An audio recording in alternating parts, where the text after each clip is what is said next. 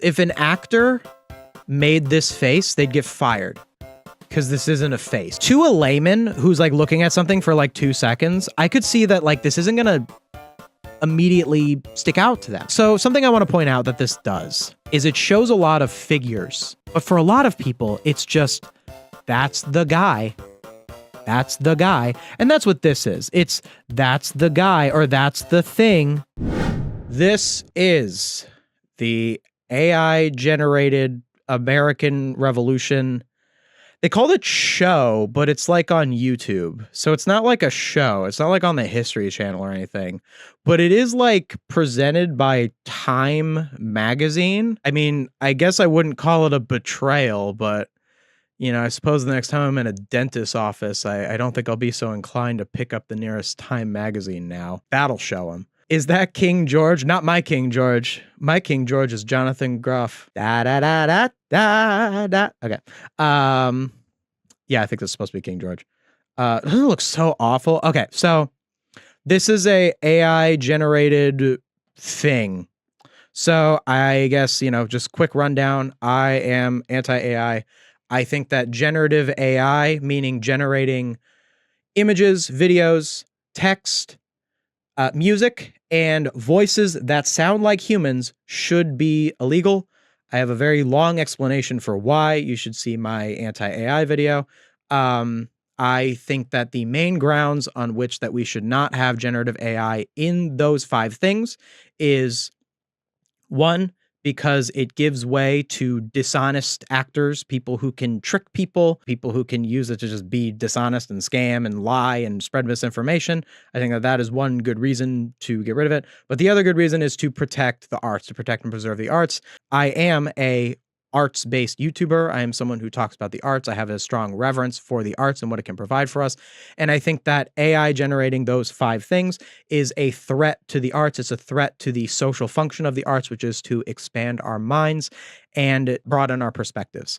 So because of that, I think that AI should never be used in creative works. The people who made this don't think that. I mean, they probably don't believe in anything, because people who do stuff like this are greedy.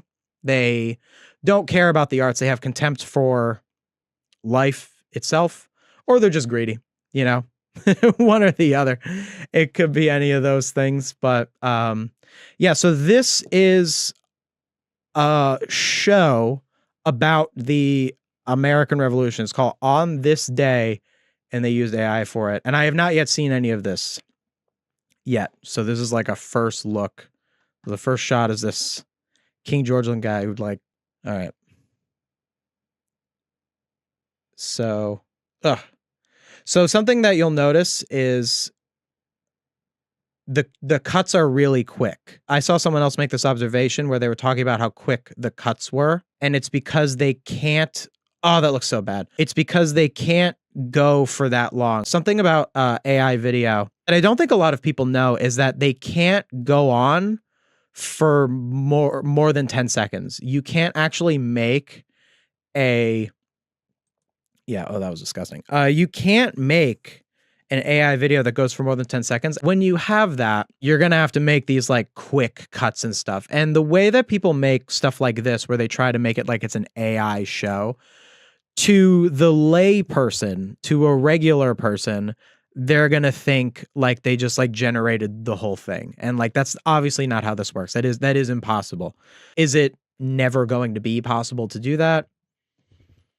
I mean, what I say will never be possible is you will never be able to make something that is good and meaningful with AI. It will never happen, because there are things that humans are capable of doing when we create art that AI isn't capable of doing. That is why the cuts were so fast. Doesn't this look like, this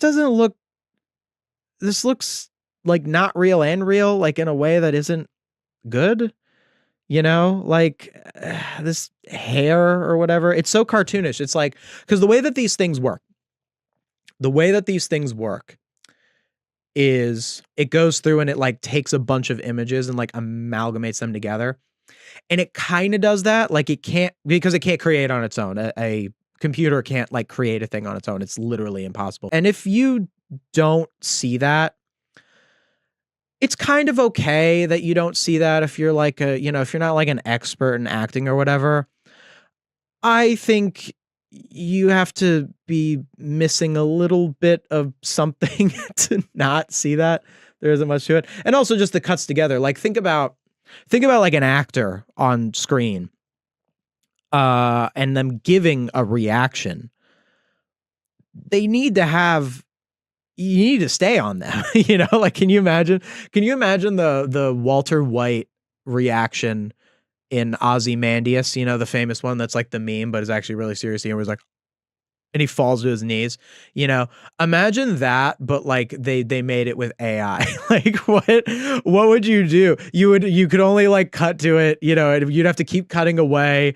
The face would not look like that because like just think of that acting. With like Bryan Cranston, what he did in that scene. He had to put himself in a place where he was in that situation that made him do that reaction. An actor has to put themselves in a place. A computer can't do that. So a computer is only going to get an amalgamation of what other actors do. But in what universe would it ever pick like the correct one for the situation? How would it know? It's not a math problem. No way for the computer to know that for sure, that this is the facial expression that will resonate the most with the audience. A computer can't know that. And an actor can, a good actor can at least. So that looks really AI. Like that's like the most AI looking thing. Like I know they've made it look like they want to make it look like it's more real and stuff. And sure, like it could like fool people or whatever, but like, yay, you fool people into thinking it's real. Good for you for fooling people.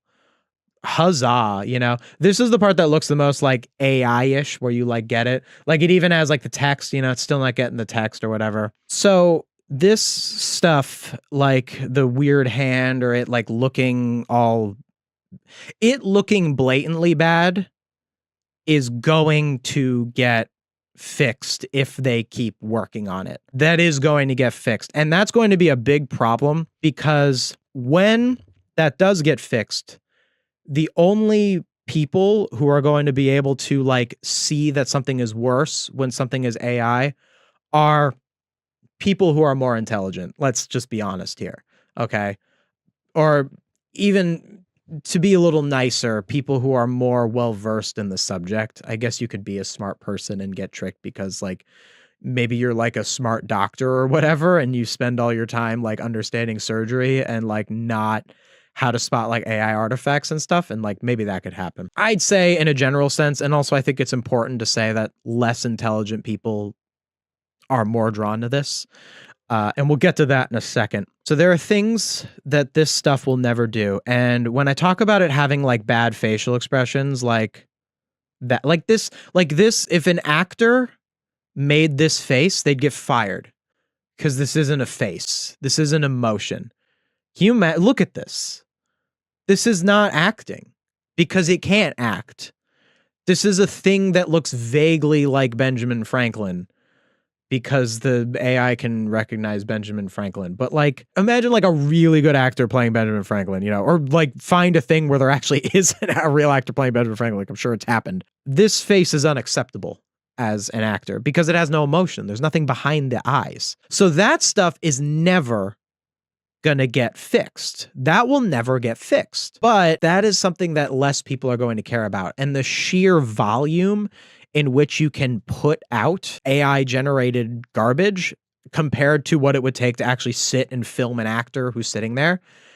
That's the problem, because it's going to overwhelm it just by sheer numbers. And that's why it should be banned, why it shouldn't exist. Why do this at all? Like, wouldn't it like, does this, if you don't look at this knowing that it's not real, that it wasn't filmed, that they didn't actually like set up these tents and get actors here, if you look at this and you know that it's not real and you don't feel emptier for that, I think that there is something wrong with you. And I say that out of concern, not out of like anger. I think that that is a symptom of depression. I think that if you don't care about that, if you don't care about like humanity in that way, you need help. Like there's something very wrong with you. Is it like the Coca-Cola ads? I think so. I think that's the only way that something like this could have been made, is they pull the lottery of whatever they get, and it's really inefficient, by the way. Like that Coca-Cola ad, they had like 70,000 clips to go through and put it in. Like, is that really better than getting an artist and what you lose? And I know like that's not the point. Like the point is eventually you're going to be able to do it in less, it's going to take less effort as the things get better. I mean, it could never get to a point where it'd be able to generate a whole movie, even like regardless of the fact that like it's not going to do good faces, it's not going to be meaningful, it's not going to resonate. We already know that. Will it actually be able to generate a whole movie with like consistent character models? I guess like it's theoretically possible, but yeah. As an actual huge history buff, especially for American War of Independence, this is gross on like 8 levels. Why don't people get AI was supposed to help with things people don't want to do, not art? No, but because it wasn't supposed to do that. It was supposed to destroy the arts. That was the intention. Like, I truly believe that. I believe that the creation of AI, I mean, obviously they're not going to admit it. They're not going to go like, oh yeah, we want to destroy the arts. But the thing about, all right, let's get spicier. So the thing that is so sinister about this stuff, about this AI stuff, what these people did, and I do believe that this is intentional. I think that the people who made AI have a vested interest in weakening the arts. I think that it's an intention. It might not be the full intention. There's plenty of other stuff that they can get out of it with the streamlining and the job losses and all that sort of computing nonsense. But I do think that the kind of people who make this stuff is the people who do not like the arts. They want to erode the arts. And if you defend this, even from a standpoint of thinking that it will help the arts, which you're wrong about, you are defending the erosion of the arts. And the reason that is something that they want the erosion of the arts, is because the arts broaden our perspectives. The arts teach us lessons. And you will notice if you watch like anything, like any TV show, any movie, any book, most things like that challenge power. Challenging power is a major part of the arts. You ever find it weird how there's so many movies out there that are anti-big business or critical of capitalism? You have all these movies out there, your Hunger Games, your It's a Wonderful Life is one of the most famous movies ever. These big sorts of movies and TV shows, these things challenge the idea of capital. Yet the studios that own them benefit from the very thing that these things are criticizing. So you have to ask yourself, why is it that if these things are you have to ask yourself, why is it that if movies and TV shows criticize the very systems that the owners of these movies and TV shows benefit from, why is it that the owners of these movies and TV show studios allow for them to criticize the very system that they are? And the reason for that is simple. It's because those are the only stories that resonate with people. Stories that don't do that don't make money. And they basically have to make a choice. They have to either have a thing that goes out there and challenges the idea of power, but doesn't really meaningfully dismantle their power. While certain movies and TV shows that challenge power can be effective at, challenging power, it's not the be all end all, and they can use their influence to rein it in a little bit sometimes. Not everything is as, anti-capitalist as it should be in some big movies and TV shows. But the reason that AI is something that is trying to be pushed in the arts is that AI will never write something that is like meaningfully critical of anything, because it can't write anything that means anything. It can't create something that means anything to anyone. Because of that, the people who make AI, who are some of the most powerful people in the world, they want it to erode the arts because they do see the arts as a threat. But they know that there's always going to be the arts. So what AI does that is really sinister is it removes human intent from the artistic process. And you can look at it with something like this garbage. So what this does, and by the way, this uses SAG voice actors, I think. I'm pretty sure I heard it uses SAG voice actors, which if those SAG voice actors were aware, shame on them. Shame on them. And shame on SAG, by the way, for allowing that. That's ridiculous. You should not be allowed to be in projects that destroy other elements of the arts. I think that's in the best interest of actors to not perpetuate things like that. So even though it's like for SAG, it's like, oh, I don't know about the SAG rules if they do anything about AI stuff in acting. I know they've tried. I know that was a part of why they went on strike a few years ago. I think that the overall arts are eroded by doing something like this. So I think it's wrong for SAG to have allowed their actors to participate in this. I think it should have violated the union rules. Let me rephrase. I think they should make union rules that would have been violated for them doing this. You take something like this. And this has a removal of human intent, but not of all human intent.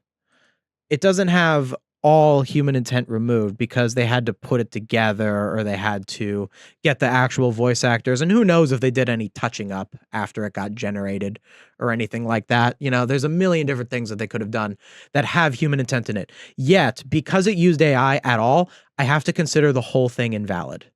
That's important. It's important that we do that. It's important that we consider the entire project invalid if any AI is used. And the reason that is important is because we have to draw a line somewhere. Either a piece of art is valid or invalid. And by valid or invalid, I mean should be accepted as art, should be accepted by us, should be something that we should look at all.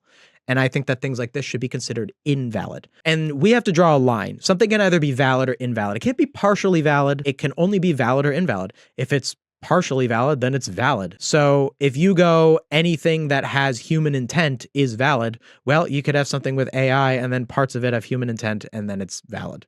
So that's why I think any AI equals invalid no matter if any other human intent was used. So the reason that this is so sinister is that something like this will remove some human intent from the arts. And applied broadly, like right now, this in itself is bad. This should not exist. But its harm is contained because this is not broadly accepted yet. It's not something that can very easily do what it does. And this is not broadly accepted. But if this were broadly accepted, if this were common, if even 5% of studios did this, you would see what are called diminishing returns, the law of diminishing returns. If you do enough things that weaken things throughout the entire landscape, you get diminishing returns, and that lowers the quality of our art. And by quality, I mean the human intent, the things that actually matter with it. And because art is something that challenges power, why wouldn't the people who want power want to do that? Why does it have states that don't exist by that point lined out? Oh, that's funny. I didn't even think that. I didn't even notice that. Depends on who you mean by they and what do you mean by AI. Yeah, I mean they as in the people who run like AI companies, like the CEOs of AI companies. That's what I mean by they. And by AI, I mean generative AI. I mean things that generate images, videos, text, music, and human sounding voices. That is what I mean when I say those things. I think art is all about communication of an idea. And if AI can make the connection between human thought and human output better communicated, i.e. more true to the human intention, then it's not invalid. Okay, it can't. Just can't. Connection between human thought and human output better communicated. It can't do that because it doesn't communicate what the human intent was. Art is about the execution of the idea, the ability for a writer to communicate their message through writing something, through writing a script, is an important part of the artistic process. A painter being able to design through their brush strokes and the kinds of colors they use and where they use them to communicate their message is a part of the artistic process. To remove that, to think for a second that you could remove that, is laughable. What are you defending? What do you think you are defending that's better? What, someone with no talent being able to put something out there that isn't theirs, by the way, that a computer made? It's not theirs. It doesn't belong to them. It doesn't belong to anybody. Why does it matter if that person made it? If the computer could generate it from anyone, why does it matter that that person did it? Because they wrote a piece of text that put in what it is? That's nothing. If you're someone who just has ideas and you have no way to do them, if you have an idea for a song, but you don't know how to play it, if you have an idea for a movie, but you don't know how to write it, you're just a loser. Like, get over yourself. An idea does not make you entitled to success. Your actual skills, your actual dedication to the craft, that is what makes you entitled to success. And even then, you're not fully entitled to success because you have to do it well. Does that mean imagination is not art? No, imagination is not art. Imagination is nice, but no, art is an actual output, a thing that took skill to put together. I also personally believe that art is literally anything and everything, so we probably disagree on a lot of aspects of art production and how art ought to be consumed. Yeah, well, it's not, actually. Art is a specific thing. A painting is art. A pile of sticks is a pile of sticks. So, like, you know, but then, yeah, you have the whole like, oh, what if someone presented a pile of sticks like it was an art piece? Well, then it would be its own little thing and you have to present it in a certain way. So no, art is not literally anything and everything. Art is a specific kind of thing that does a specific thing. Hey, Future Jackson here. You can kind of tell because I'm a little more high quality because I filmed this separately from the stream. I wanted to touch on more about what the person said here about the definition of art and kind of the point of definitions. I thought about it later and I kind of wish I'd gone through it more in the moment, so I decided to record an extra little thing to put in. The thing about a definition of something like art or a definition of anything is that the definition of something, there's nothing that is absolute about a definition. A definition is something that we create, and a definition being something really only matters insofar as it's useful. There actually isn't an objective definition of what art is, because art is something that we created. I guess the concept of art kind of exists more out in space in some way, like the concept of a person creating something for entertainment and communication. Like, that's a thing that we learned how to do, but it also is a thing that exists as a concept. That makes sense. But actually, the definition of art, like where we draw the line, we decide what that is. We just do. And I think that what the person was saying, where art should be anything and everything, I think that that is just not so much a wrong definition of art, because there is no such thing as a wrong definition of anything, but I think that we should argue that it's a poor definition of art, because if that were the definition of art, if art were everything and everything, a random pile of sticks or legal document, you know, where instead of how we actually look at art, which is specifically things that are created for entertainment, there is a utilitarian benefit to having art be defined as something, because art has a purpose. Art serves a social function.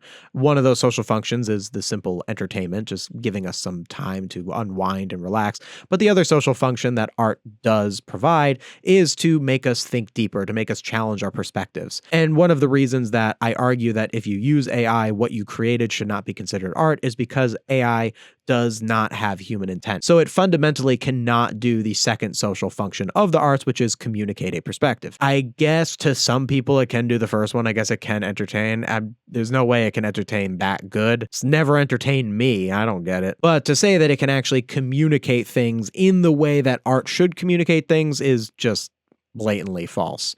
So that's why I think that the definition of art should be narrow, at least to the point where we should not include anything that's made with AI. The best definition of art would be something that entertains and something that communicates a perspective. And I think this definition shouldn't be the definition because we found it in nature, because that's not the definition for anything. It should be the definition because that is the definition that provides the most social good. Looking at art that way, putting things that fit that definition into the box of art and putting things that aren't in that definition out of the box of art is useful socially. So that's why I would argue for that definition and would argue against the definition of the chatter. Let's see this first episode here. January 1st, the flag. So I guess the whole deal is it's like on that day. So I guess on January 1st, it was like a flag. January 1st, 1776. So it's like the first day of 1776. Oh, it's even worse when it goes on for a while. Oh, they don't cut that quickly. How long was that shot? I want to know how continuous the shot was. 5, 6, 7, 8. Yeah, it's less than 10 seconds. Like I was saying, they only go on for 10 seconds. Look at how awful that looks though. Like that's not acting. You know, like how wooden the face is. Like imagine an actor. Like these convey nothing. They convey nothing. And they never will. They will never get to a point where it will. It will never happen. Look at how they freeze. So look, here's another way. So like this whole thing, what I think is so about this like AI stuff is that they're doing a whole lot of work to not do any work. King George III, King of Great Britain and Ireland. So like they kind of freeze it there. So they're padding out the time a little bit. So an AI can't be on screen for, you know, a certain amount of time. It can't go on for 10 continuous seconds. So they freeze frame it with like a King George thing. They're trying to do a bunch of tricks that go around it, that they made the thing with AI, and they're trying to do tricks that cover it up. It's like a singer who can't hit the notes, but they try to do like a voice. You know, they try to do like a cartoonish voice. Like, let's say they're doing like some kind of like Disney-ish musical and they can't hit the notes. So instead they just lean into the cartoonish voice. We know that you still can't hit the notes when you do that. You're not hiding it. You can't hide it. The only way to do the arts, to do anything like this, is hard work on your talent. It's the only way. It's the only way. And people have been trying to get shortcuts on this forever. AI is not the first time that someone tries to take a shortcut into the arts to try and take notoriety. It's not the first time it's happened. It is by far the most dangerous way in which one can do that in all of human history, which is why I advocate for it getting banned. People have always done this. They're trying to obfuscate that they don't have any real talent or any real resources. Another one is resources. Sometimes people don't have resources to make stuff. And that's a shame. I mean, this is like Time magazine or whatever. Like, I don't know what kind of budget they have, but they probably could have filmed something for whatever nonsense this is. I think it's unfortunate that there are some people who don't have the resources to create the things that they want to create. It's unfortunate. There are people that just, they don't have it. They don't have the money. They don't have the money for lessons or for this or for that. AI is not the answer. It just isn't. And it's unfortunate, you know, that like there are people out there that don't have access to buy instruments or take writing classes or acting classes or have, you know, filmmaking equipment or stuff. But AI is not the answer. You don't just get to use something that removes human intent just because you can't do it otherwise. You just can't do it because you're not doing it either way. You're either like, if you, whether you don't make a movie at all or try to make a movie with AI, you are still not making a movie. You're making yourself feel like you're making a movie. So you probably believe that you're never going to be successful otherwise. And this is your way of feeling like you're going to be. That's a little harsh, but I think a lot of people are like that and should avoid being like that. A lot of things have got me feeling down and hopeless recently, but it brings me a little hope seeing a creator I enjoy talking about this. I'm so glad I can make you feel that way. I'm so glad I can make you feel that. That's why I do this. I honestly, a part of why I do this is a little bit because I feel that way sometimes. And me talking about it and using my platform to talk about it, that makes me feel a lot better with it. So I am so glad I can make you feel that way. I'm very glad I can make you feel that way. What is this show on? Who's making this? Time magazine. They're putting it on YouTube. It's not on TV, by the way. Like, it's Not to say that it won't ever be on TV, this stuff. Last thing for me for now, I think AI is an overall net negative on modern art and art consumption. Let me be very clear about that. Well, it doesn't sound like you think that, though. When you argue that, you sound like you're arguing for AI. This is a very absolute position. You are either for AI or not. Like, there are nuances of certain things, like, but like when it comes to, okay, so like there are a lot of situations that have nuances, including AI. Like, my nuances for AI are like talking about how can we use it to optimize search, or optimize giving people information, fast processing of things like that. Those are the nuances. But when it comes to generating images, videos, music, text, and human sounding voices, there is a very binary position on that. You are either okay with those things existing or you are not. And that is a binary position because there's no regulation on those things. If those things are out there, they are out there. It's over. There's no they're out there, but they can't do X. Like, there's been a lot of the messed up stuff with the grok and the with the women and children and what grok has been doing with the images of women and children. You could maybe say that there's a way to regulate that. I don't believe that there is, realistically. I think you either have all of it or you have none of it. I really do. And I think a person who doesn't really understand the situation might say, oh yeah, like, well, you can have it generate images, but like it can't do that. But that's a very extreme one. I think that one's a little more debatable. Oh, maybe you can regulate it doing that sort of stuff. I think that's more of a question of facts, a question of what is actually possible that you'd really have to dig into and that I could theoretically be proven wrong by. Not that that's the basis of my whole argument against AI anyway. I can't say for sure that factually that's impossible.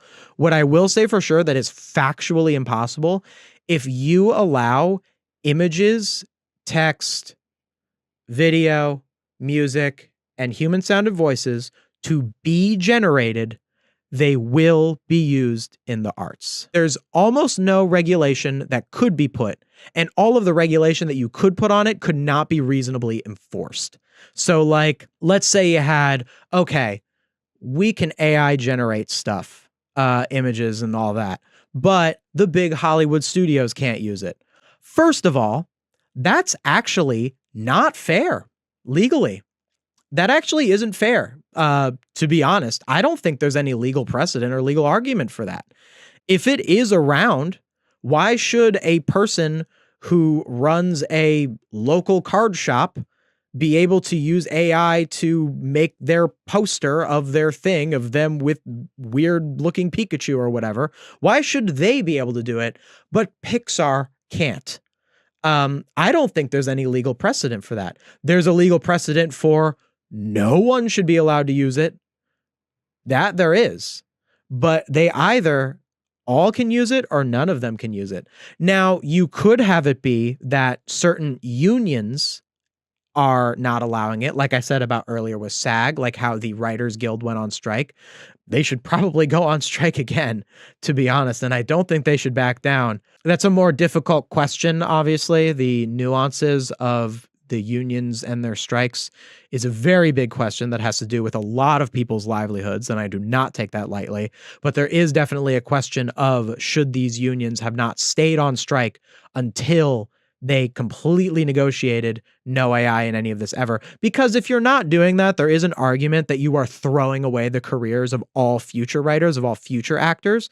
Like, sure, like the writers who are, will get to go back to work now. And like, that's bad that a lot of those writers were out of work and those actors were out of work back in the strikes a few years ago. But also, like, are you sacrificing the livelihoods of the people in the future by you not being on strike? These are deeper questions that I don't have a concrete answer for you right now. However, there is a possibility for that like a union could restrict it. And that way, all of the big movies wouldn't use AI, and that would further normalize the idea that you shouldn't use AI in the arts. But I don't want that, by the way. I do want that. That's better than nothing. I would want that as opposed to nothing. But that's not all I want. I want more. I want no one to be able to use it. I don't like that you go on Google Images and you search anything and you get stuff that's fake. I don't like that. I don't like that if you're in like a group of friends and you're playing like D&D or whatever, that the DM might just use ChatGPT to like write their dungeon sessions. I would rather that person just not have the power to do that. Like, I don't want it to be like, oh, you have to like regulate yourself. I think it just shouldn't exist because it doesn't provide anything other than mild and hey, I guess other people find it entertaining. I don't get it. But it wouldn't provide anything other than the most mild, lowest common denominator entertainment that you could find better versions of anywhere else. At what cost? At the cost of human intent in the arts? At the cost of us being able to trust one another? It's just not worth it. It is just not worth it. Your arguments are way more based in reality. I'm being a bit hypothetical. Well, thank you. I do appreciate that. I do appreciate that. Text won't give me any justice in responding to this. Just giving, and you know what? If you truly believe something that disagrees with me, I want you to tell me. I don't want you to like act like you can't try to disagree with me. It helps the discussion. So I appreciate you for helping the discussion. Oh my God. Oh my God. Oh man. Someone who understands. Okay. So like I'm literally an acting teacher, by the way, for kids. I mean, I'm not like I'm an acting teacher for kids, but I studied acting like literally my whole life. I'm just kind of young. I'm 27, but I've been in acting for a while. Bro, if you were playing like a war guy and you came on set and they put you on a horse and you made this face, you would never work again. You would never work again. Even if you were an extra, if you were an extra, they would throw you out. They would throw you out. Look at these faces. You're going to war, guys. I know like people going to war would be like nervous and scared. Like it's not like yeah, but like this is like so not a face. Why is it bad acting? Great question. Okay, so there's a difference between bad acting and not acting. This is not acting.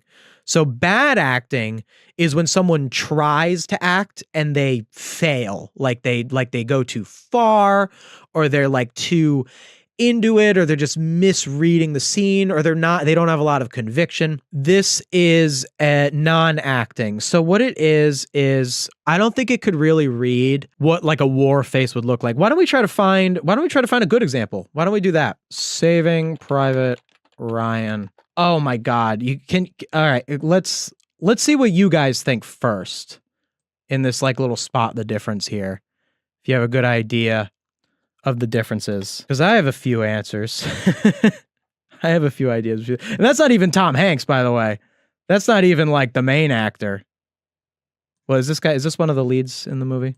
I don't recognize him. I've never seen Saving Private Ryan. So a main difference with like these guys is you can tell that this guy is thinking about something. The eyes do the talking. There's a clear difference. I'm glad that we're getting it. I'm glad that we're getting it. To a layman who's like looking at something for like 2 seconds, I could see that like this isn't gonna immediately stick out to them.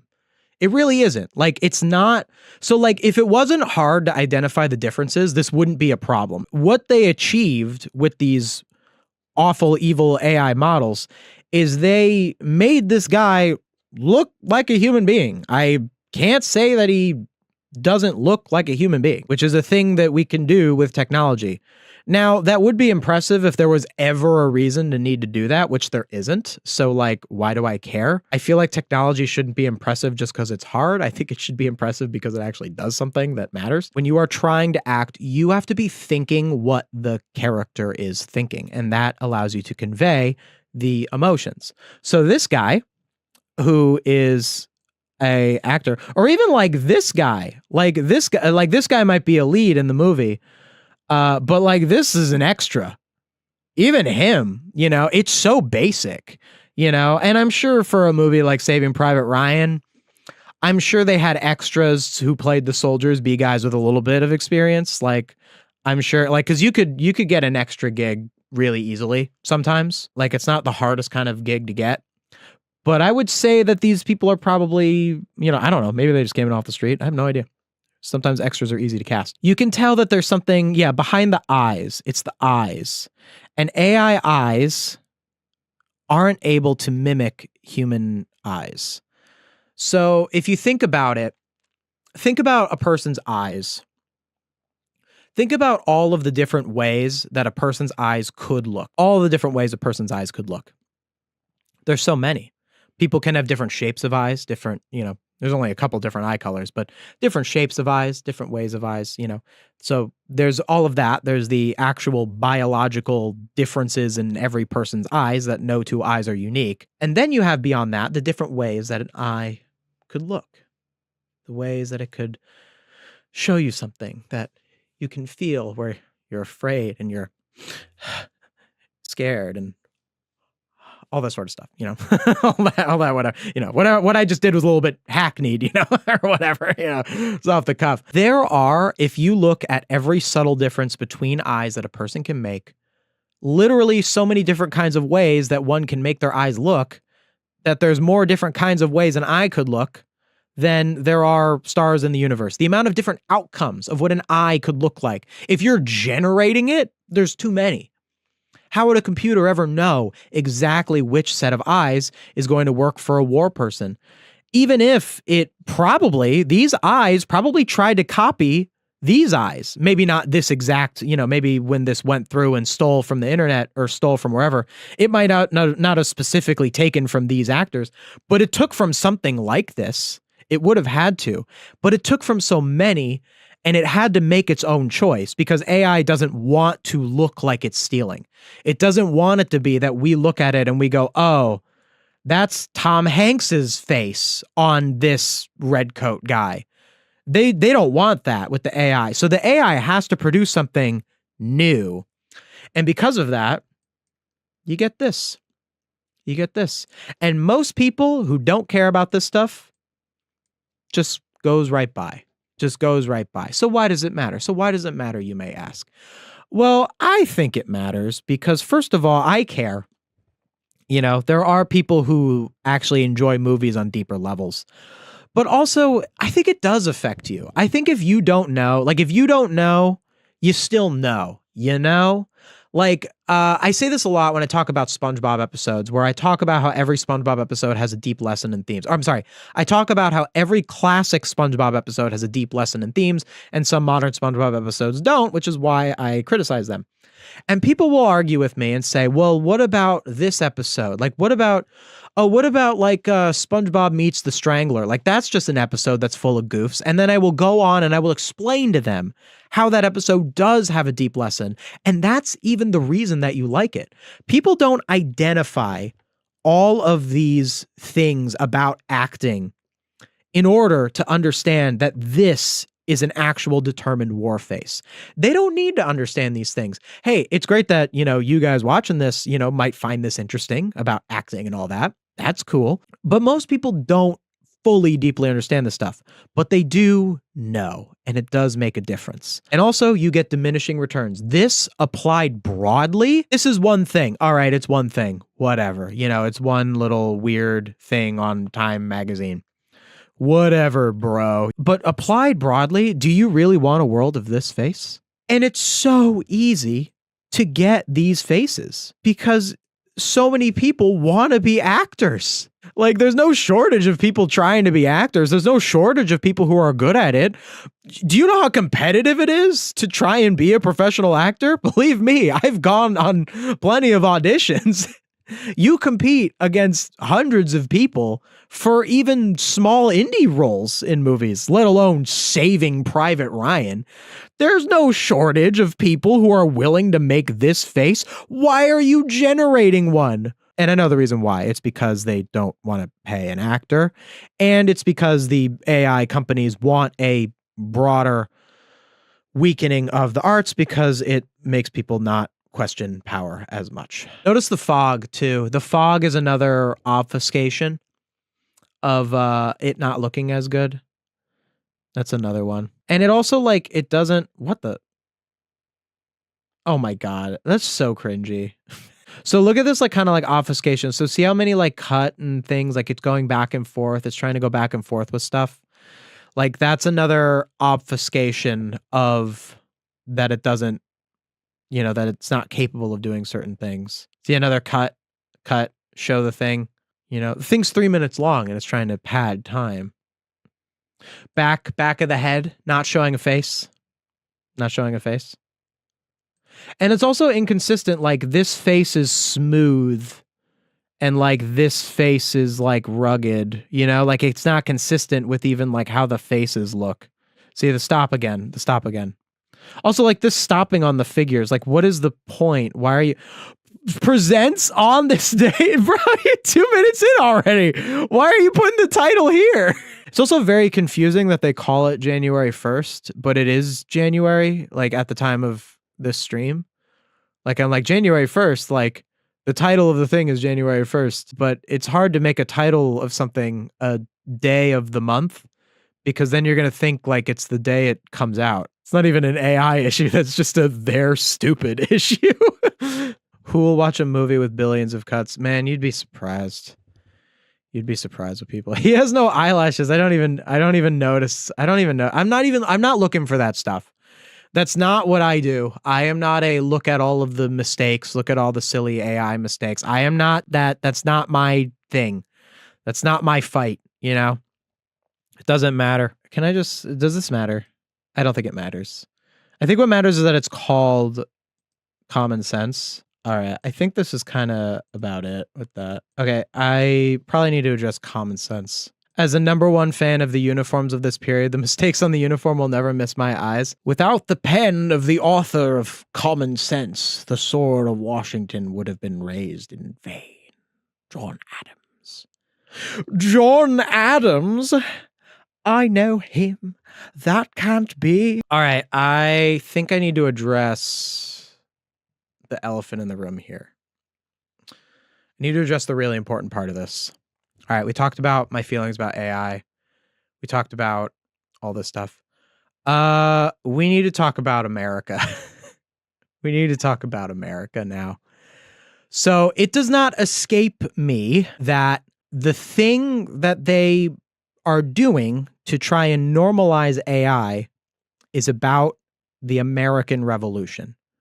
This does not escape me. The reason that I think that this is a particularly sinister choice and also a obvious choice of what to do is the people who like AI are more likely to be on the Republican conservative side, right? And the people who are more likely to dislike AI are those who are not. Not to say it's 1-to-1. You know, there are people who are on the, you know, I'm sure there are people who are Republicans who would hate this, who would think that it's soulless, you know, who would think that it's like whatever, you know, like I'm sure that that's a thing. And I'm sure that there are like some people who are not Republicans who like AI. Like I'm sure that it's not a 1-to-1, but let's actually talk about the real demographics and what's really going on here and why they chose the American Revolution for this way of normalizing AI. Because that's what this is, by the way. This is a way of normalizing AI. The creation of this is a way of just normalizing the idea of AI. And it's a really sinister way of doing it. And they're getting it with the people who are already predisposed to not care. Now, let's talk about the difference between, I guess I would say, conservatives and progressives. It's kind of the line I want to draw here. There are a lot of different lines that you can draw, and I know politics is not a binary, but let's just say on that simple thing, you have conservatives and you have progressives. You have people who are interested in challenging power, who are interested in equality and equity. And then you have people who are interested in having groups of people be put in boxes and have some people in some boxes be above others and so on and so forth. It could be on basis of race, sexuality, class. That is at its core what a conservative believes in. If you ever hear anything that is in any way conservative, that's always what it's going for. They will lie. They will act like it's about other stuff. Oh, it's about, you know, crime or this or that or the other thing. It's not. It's not. Everything that they believe in is about putting people in boxes, and some people are in boxes that are above, and some people are in boxes that are below. So what does this have to do with AI? What does this have to do with AI? So, like I said earlier, the arts are about challenging power. There's a reason that pretty much no like mainstream movie is like a conservative viewpoint, like no like movie that has actual cultural impact. Let's think for a second about what conservatives believe about people who do not have the proper documentation to be considered citizens of this country. Can we think of any movie, any mainstream movie, any mainstream TV show where the lesson of the show, like the point of the show, the whole thing is like, yeah, people should be deported or put in a concentration camp because of this arbitrary set of rules that we set up that is all like nonsense, by the way. If you actually look into like what it takes to like become a citizen, all that, whatever. But that's beside the point. But like think about that. If there's like a movie or like a TV show, like where that's like the lesson. And I'm not saying that doesn't exist because propaganda movies are a thing, you know, like Daily Wire films and whatever. But you can tell that they're propaganda when they are. And like maybe you can get some examples where it's like the subtlest thing or it doesn't do it enough. It doesn't challenge power. But I'm talking about movies that have like real cultural impact. They're always progressive.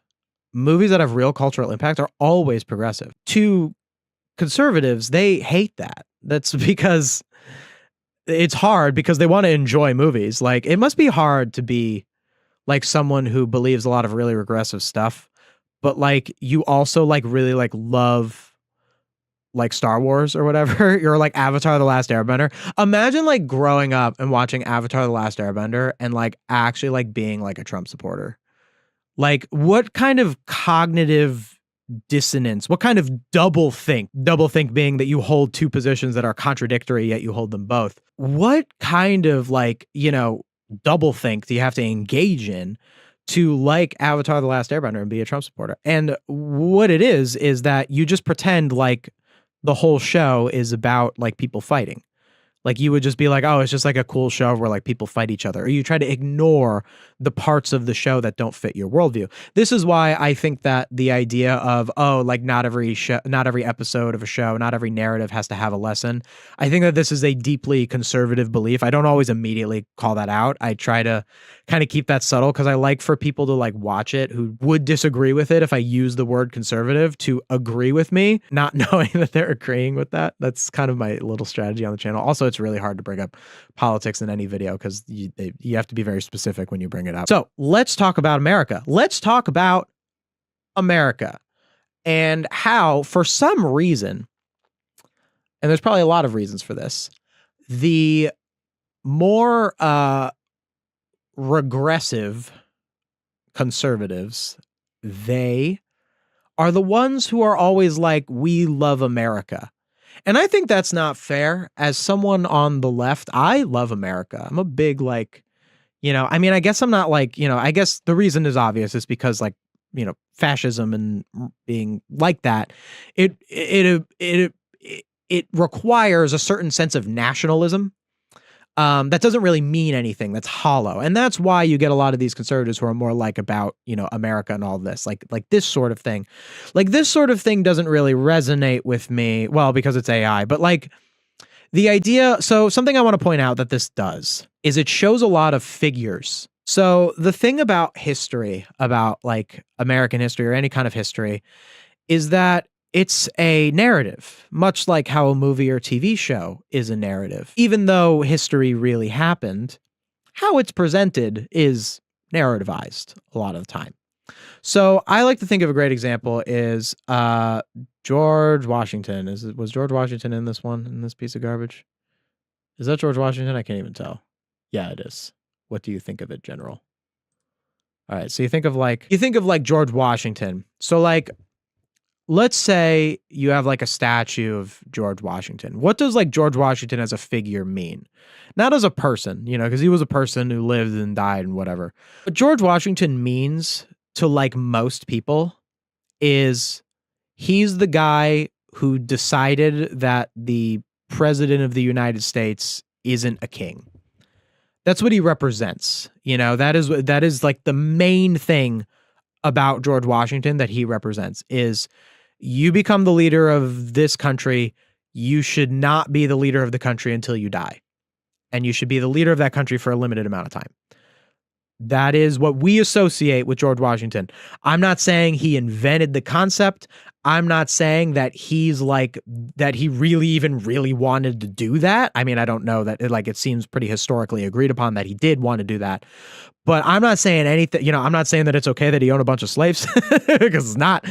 But what I am saying is that the narrative of George Washington, the guy of George Washington, it means that.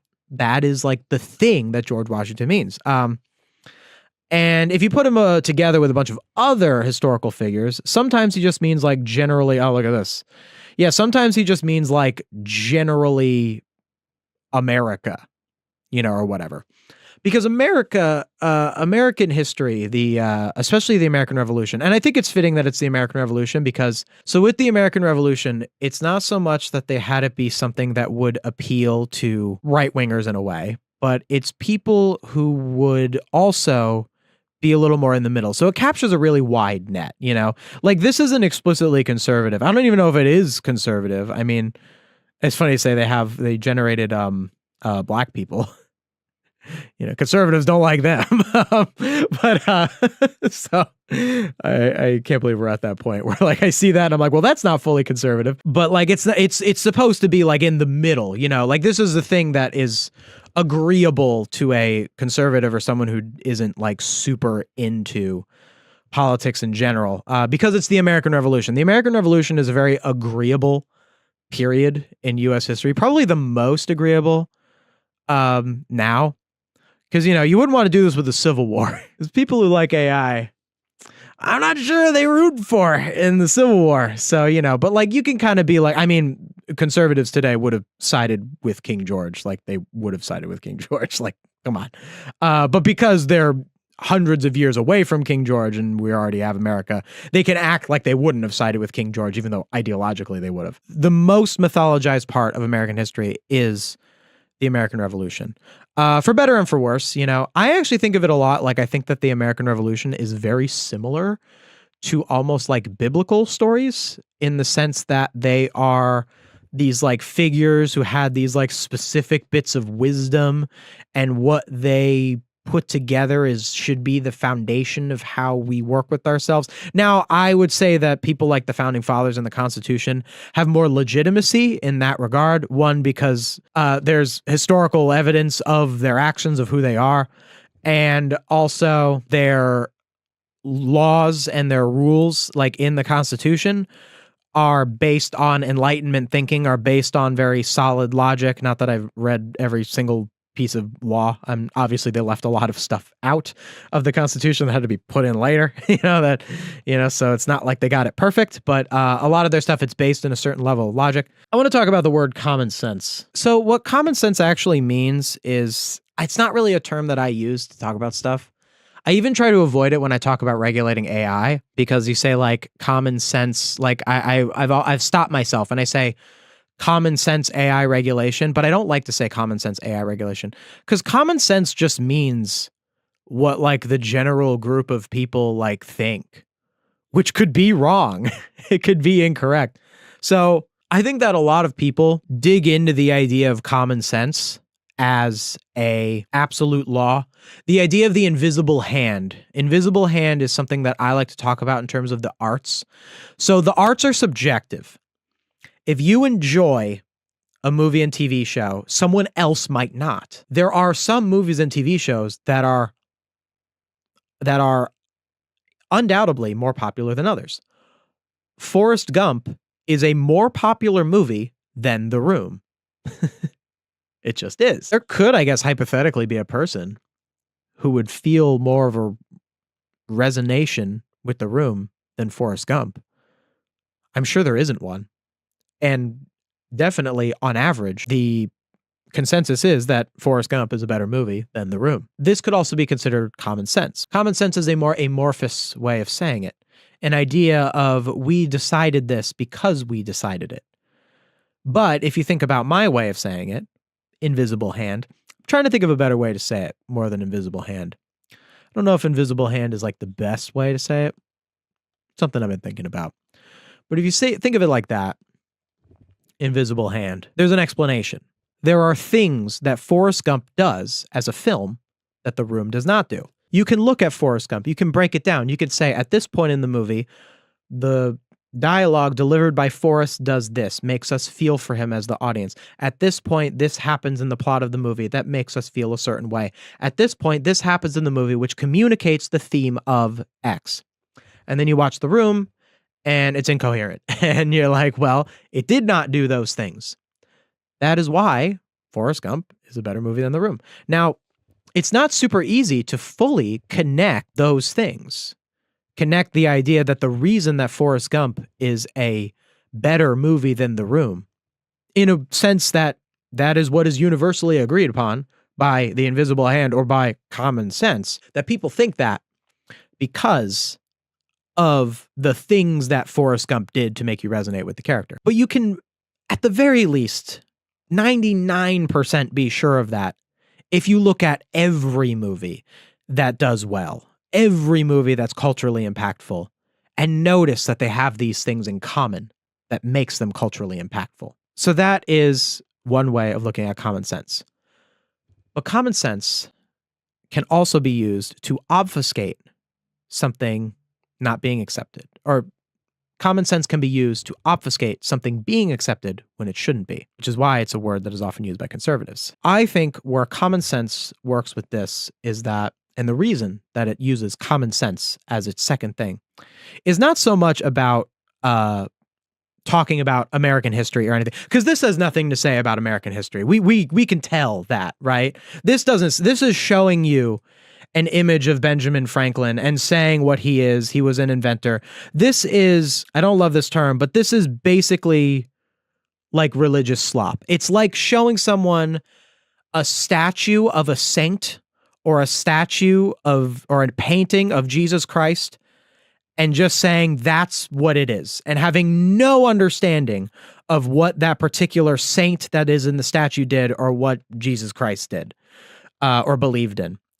Which again, for better or for worse, of what you actually think of what any one saint did or what Jesus Christ is said to have said, of those sorts of things, that is subjective. That is for you to decide. But the statue doesn't immediately communicate that in all senses of the word.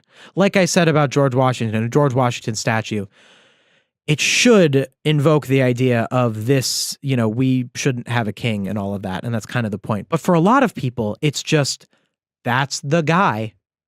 That's the guy. And that's what this is. It's, that's the guy, or that's the thing. It's just, here's the guy. Here's the guy. That's the guy. Look at the guy. It doesn't say anything about American history. It doesn't discuss anything about what these people said or what they meant. Or what we should think about it, because that's really the best way to present a narrative of something, not even specifically history, a narrative, any narrative, is to present the people and what they believed and present it in a way that gets across the message that you are trying to get across. You're allowed to be biased when you make something.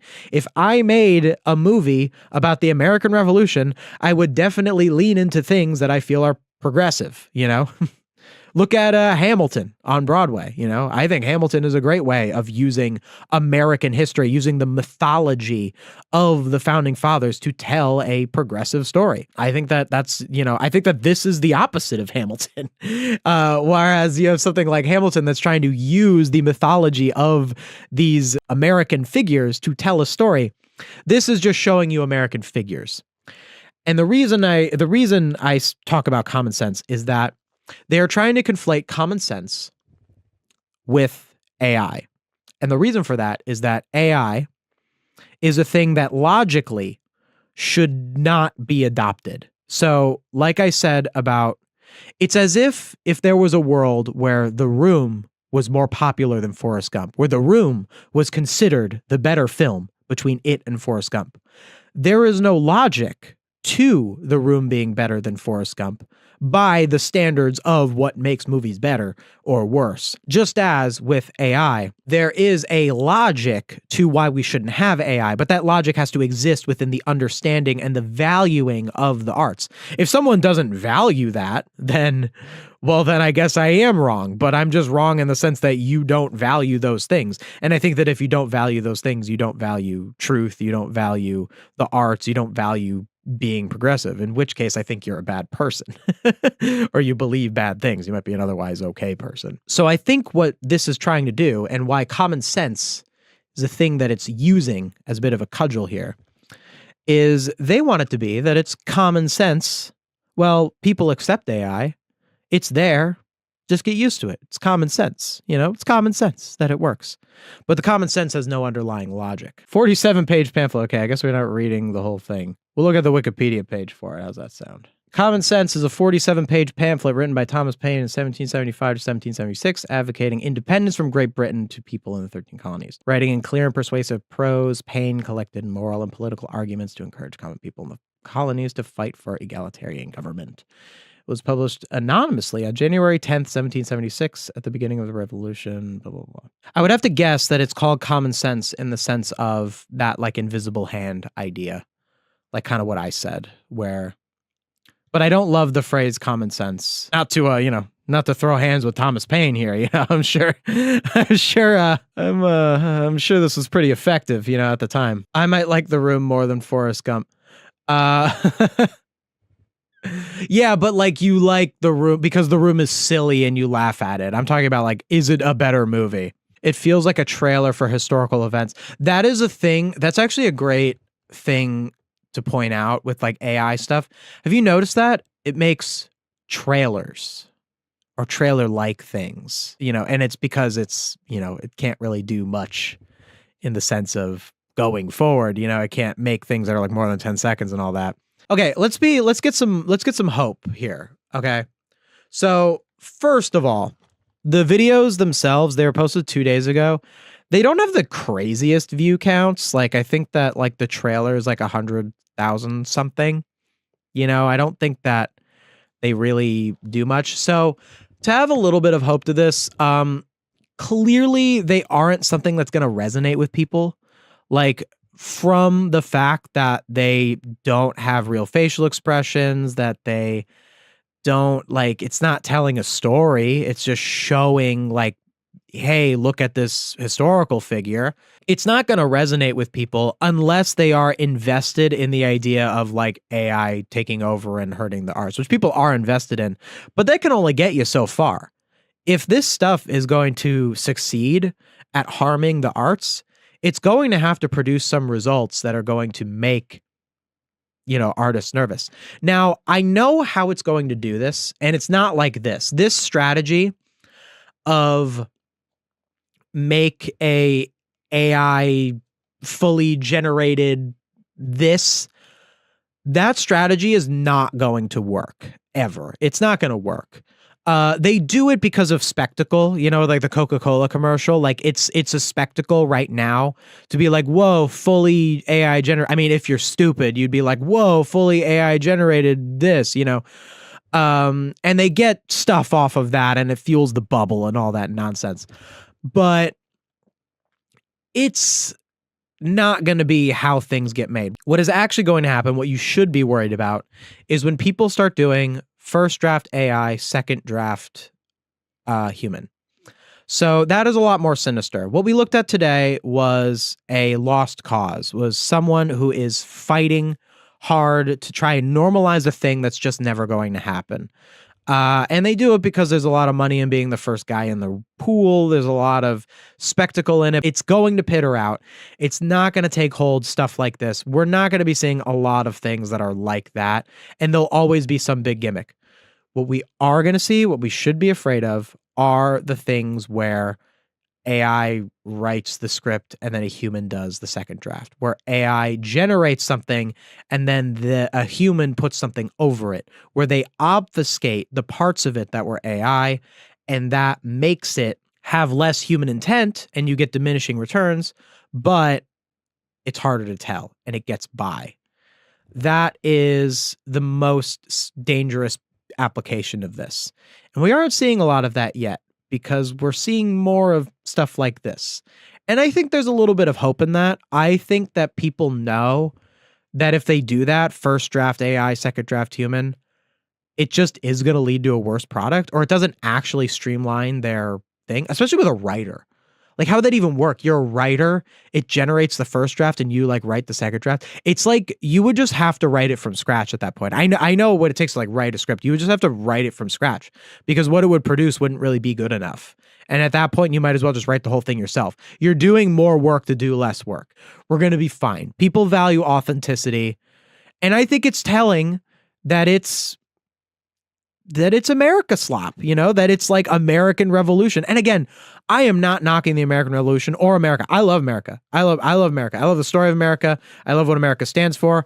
I acknowledge the mistakes that this country has made, the very major mistakes that this country has made, the very horrible things that it's done up to and including now. But I love what this country stands for. I don't think the people who made this garbage do. I don't think they care at all. I think if you ask them to tell you anything about like the Constitution or George Washington or why it matters, they go blah, blah, blah. Like they don't know. They don't care.